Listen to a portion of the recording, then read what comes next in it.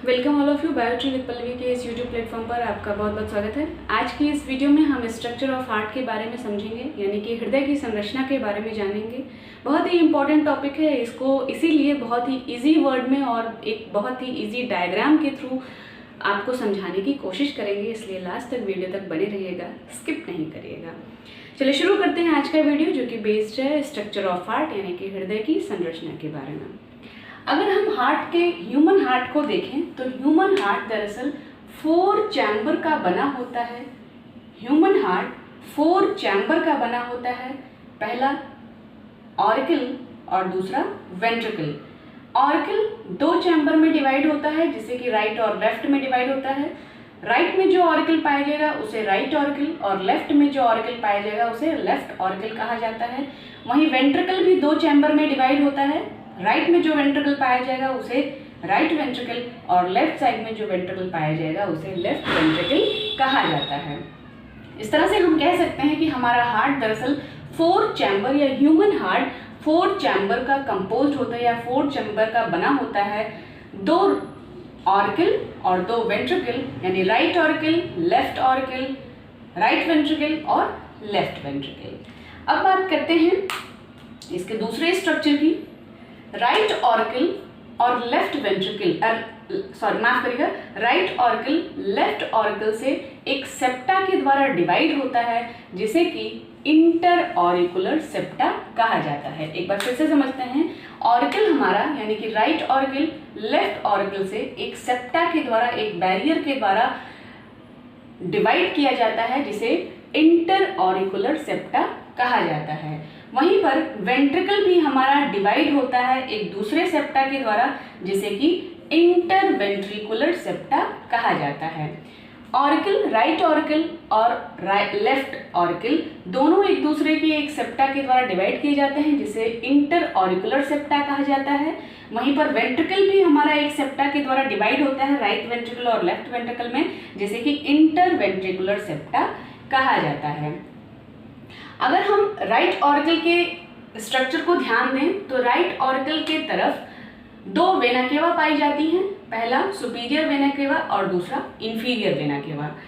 अगर हम superior vena cava की बात करते हैं तो सुपीरियर वेना केवा, जो कि राइट ऑरिकल की तरफ पाई जाती है, यह हमारे बॉडी के एंटीरियर पार्ट यानी ऊपर के साइड से जो ब्लड, जो डीऑक्सीजनेटेड ब्लड या इम्प्योर ब्लड होते हैं, उनको कैरी करने का कार्य करती है।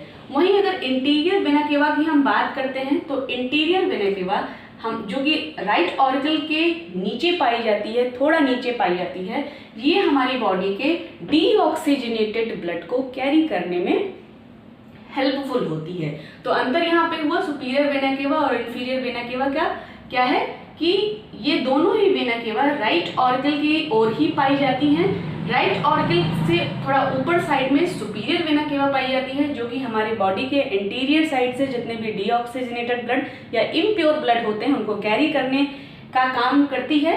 जबकि इंफीरियर वेना केवा हमारी बॉडी के जो लोअर साइड होते हैं या जो निचला हिस्सा होता है, वहाँ का जो इम्प्योर ब्लड होता है या जो डीऑक्सीजनेटेड ब्लड होता है, उनको कैरी करने का कार्य करती है।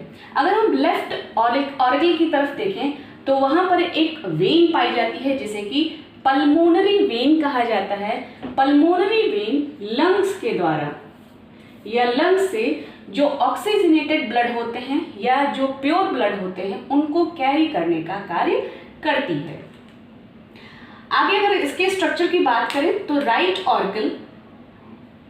ऑरिकल लेफ्ट वेंट्रिकल में एक वॉल्व के द्वारा ओपन होता है, जिसे कि ट्राइकस्पिड वॉल्व कहा जाता है। ट्राइकस्पिड वॉल्व कुछ इस तरह का 3 तरह की इस तरह से उभार होता है, 1 2 3, तो इसे ट्राइकस्पिड वॉल्व कहा जाता है। तो राइट ऑरिकल राइट वेंट्रिकल में एक वॉल्व के द्वारा ओपन होता है, जिसे कि ट्राइकस्पिड वॉल्व कहा जाता है। वहीं लेफ्ट ऑरिकल लेफ्ट वेंट्रिकल के द्वारा एक वॉल्व के द्वारा ओपन होता है, जिसे बाइकस्पिड वॉल्व, जिसकी स्ट्रक्चर कुछ इस तरह के हो गए, 2 इस तरह के वॉल्व पाए जाते हैं, इसलिए इसको बाइकस्पिड वॉल्व कहा जाता है। या बाइकस्पिड वॉल्व को ही मिट्रल वॉल्व भी कहा जाता है, के द्वारा ओपन होता है। तो एक क्वेश्चन यहाँ पे बहुत नॉर्मल सा पूछ लिया जाता है कि लेफ्ट ऑरिकल लेफ्ट वेंट्रिकल में किस वॉल्व के द्वारा ओपन होता है। तो यहाँ से इजी से हम बता सकते हैं कि बाइकस्पिड वॉल्व के द्वारा ओपन होता है। एक बार फिर से बता दें, राइट ऑर्किल राइट वेंट्रिकल में ट्राइकस्पिड वॉल्व के द्वारा ओपन होता है, वहीं लेफ्ट ऑर्किल लेफ्ट वेंट्रिकल में बाइकस्पिड वॉल्व, जिसे कि मिट्रल वॉल्व भी कहा जाता है, के द्वारा ओपन होता है। ह्यूमन हार्ट में दो तरह के अओर्टा भी पाए जाते हैं, पहला पल्मोनरी अओर्टा और दूसरा कार्डियोसिस्टेमिक अओर्टा। ह्यूमन हार्ट में दो तरह के क्या पाए जाते हैं, अओर्टा पाए जाते हैं, पहला पल्मोनरी अओर्टा और दूसरा कार्डियोसिस्टेमिक अओर्टा। पल्मोनरी अओर्टा ओपन होता है राइट वेंट्रिकल में, जबकि कार्डियोसिस्टेमिक अओर्टा ओपन होता है लेफ्ट वेंट्रिकल में। तो ये बहुत ही कॉमन सा या बहुत ही इंपॉर्टेंट एक इसका डायग्राम का एक इंपॉर्टेंट फैक्ट यहाँ से निकल के आई कि पल्मोनरी अओर्टा जो कि लेफ्ट ऑरिकल की तरफ पाया जाता है, यह एक कैनॉल लाइक स्ट्रक्चर से ओपन होता है राइट वेंट्रिकल में, वहीं कार्डियोसिस्टेमिक अओर्टा लेफ्ट वेंट्रिकल में ओपन होता है। इसके आगे कुछ और स्ट्रक्चर की बात करें तो लेफ्ट वेंट्रिकल की तरफ एक स्पेशल मसल्स पाई जाती है जिसे कि पल्मोनरी मसल्स कहा जाता है। इस स्ट्रक्चर को यहाँ पर जो आप देख रहे होंगे इसे पल्मोनरी मसल्स कहा जाता है। लेफ्ट वेंट्रिकल की तरफ एक स्पेसिफिक मसल्स पाई जाती है जिसे कि पल्मोनरी मसल्स कहा जाता है। यह बाइकस्पिड वॉल्व से एक फाइबर लाइक स्ट्रक्चर से अटैच होती है जिसे कि कॉर्डी टेंडनी कहा जाता है। पैपिलरी मसल्स जो होती हैं वह दोनों ट्राइकस्पिड और बाइकस्पिड वॉल्व से एक फाइबर लाइक स्ट्रक्चर से कनेक्ट होती है, जुड़ी रहती है, जिसे कि कॉर्डी टेंडनी कहा जाता है। इसमें और क्या बताने को रह गया, लगभग इसका एक डायग्राम हो गया। अच्छा, एक चीज और आपको बताते चले कि हार्ट के स्ट्रक्चर में, हार्ट के ह्यूमन हार्ट में जो कॉन्ट्रैक्शन और रिलैक्सेशन होता है उसके लिए दरअसल दो तरह की नोड जिम्मेदार होती है, जिसके लिए हमने ये डायग्राम लिया है।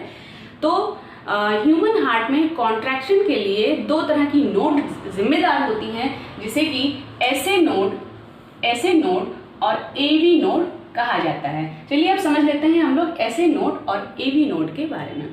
एसए नोड दरअसल राइट ऑर्किल की तरफ पाया जाता है और यह हार्ट के कॉन्ट्रैक्शन के इनिशिएशन के लिए जिम्मेदार होता है। एसए नोड राइट ऑर्किल की तरफ पाया जाता है जो कि हार्ट के कॉन्ट्रैक्शन, हार्ट हमारा ऐसे लब डब जो आवाज करता है, जो गति करता है, उसी को हम लोग कॉन्ट्रैक्शन और रिलैक्सेशन नाम देते हैं। तो हार्ट बायोलॉजी में, साइंटिफिक लैंग्वेज में इसको कॉन्ट्रैक्शन और रिलैक्सेशन नाम देते हैं, लब डब को। तो जो हमारा हार्ट जो इनिशिएट करता है, कॉन्ट्रैक्शन के लिए जब इनिशिएट करता है, तो उसके लिए जो जिम्मेदार नोड होता है वह एसए नोड होता है, जिसकी पोजीशन क्या होती है, राइट ऑर्किल में। तो राइट ऑर्किल में एसए नोड पाया जाता है जो कि ह्यूमन हार्ट के कॉन्ट्रैक्शन के लिए जिम्मेदार होता है, इसीलिए एसए नोड को पेस मेकर भी कहा जाता है। एसए नोड पूरे ऑर्किल में इस तरह से राइट और लेफ्ट ऑर्किल में बाइफर्केट हो जाता है या इस तरह से डिवाइड हो जाता है, और ये ह्यूमन के कॉन्ट्रैक्शन के लिए, हार्ट के कॉन्ट्रैक्शन के लिए जिम्मेदार होता है। ऐसे नोड से एक स्पेसिफिक स्ट्रक्चर भी या कह सकते हैं, राइट ऑर्किल तो आपको बता ही चुके हैं, राइट ऑर्किल लेफ्ट ऑर्किल से एक सेप्टा के द्वारा विभाजित होता है। एंटीरियर साइड ऑफ हार्ट यानी कि राइट ऑर्किल की तरफ ही एक दूसरा नोड पाया जाता है जिसे कि एवी नोड कहा जाता है।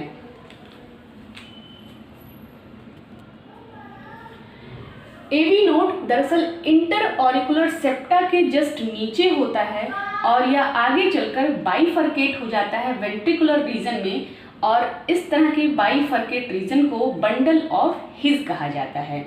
एवी नोड वेंट्रिकल के कॉन्ट्रैक्शन के लिए जिम्मेदार होता है, जहां पर ऐसे नोड ऑरिकल के या जब ऑरिकल के कॉन्ट्रैक्शन के लिए जिम्मेदार होता है, हार्ट के ऑरिकल रीजन के कॉन्ट्रैक्शन और रिलैक्सेशन के लिए जिम्मेदार होता है, वहीं एवी नोड वेंट्रिकल, हार्ट के वेंट्रिकल रीजन के कॉन्ट्रैक्शन के लिए जिम्मेदार होता है, इसीलिए एवी नोड को पेस सेटलर भी कहा जाता है।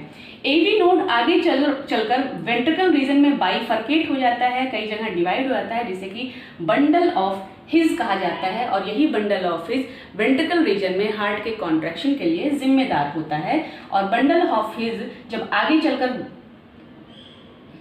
बाइफर्केट हो जाता है तो या फाइबर लाइक स्ट्रक्चर दिखाई देता है, तो इसे पुरकेंजे फाइबर ही कहा जाता है।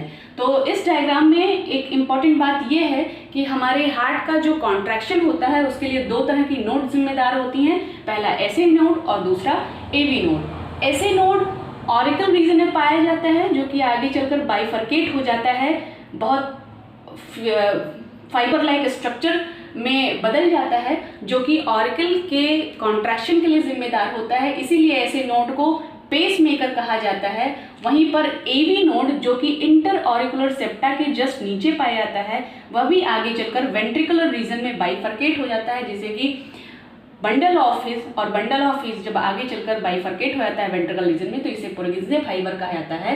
वहीं एवी नोड, जिसे कि पेस सेटलर कहा जाता है, क्योंकि यह वेंट्रिकल रीजन में कॉन्ट्रैक्शन के लिए जिम्मेदार होता है। तो आज की वीडियो में हमने हार्ट के स्ट्रक्चर को बहुत ही इजी डायग्राम के थ्रू, बहुत ही इजी वर्ड में समझाने की कोशिश की है, इसलिए लास्ट तक वीडियो को देखिएगा, समझिएगा, इसलिए बने रहिए वीडियो के साथ। नेक्स्ट वीडियो में हम कुछ और इम्पोर्टेंट टॉपिक के बारे में आपसे डिस्कस करेंगे, बताएंगे।